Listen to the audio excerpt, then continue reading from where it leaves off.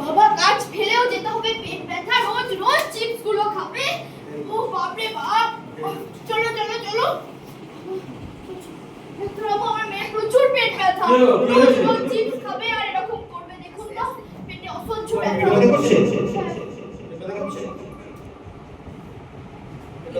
ও বলে না, ও একদম বলবে না, রোজ মিথ্যা কথা বলবে, চিপস খাবে তাও বলবে না।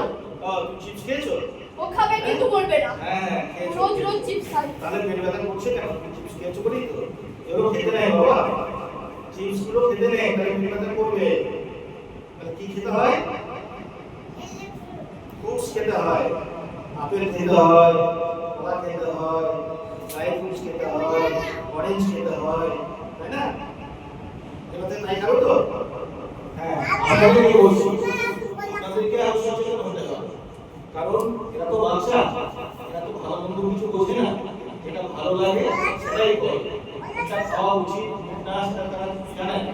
সেই হিসেবে আপনারা এদেরকে বোঝাবেন, জিনিস দিয়ে কম্পেয়ার করবেন, জিনিসের ছবি তুলবেন, খারাপ ভালো ছবি তুলবেন, ছবি তুলে চোখের সামনে ছবি দেখাবেন যে যদি তুমি চিপস খাও তাহলে এরকম চিপস খেয়ে কি হচ্ছে, অসুস্থ হচ্ছে, ডাক্তার কাছে নিচ্ছে, ইঞ্জেকশন দিচ্ছে, কষ্ট হচ্ছে, তুমি পড়াশোনা করতে পারছো না, খেলাধুলা করতে পারছো না।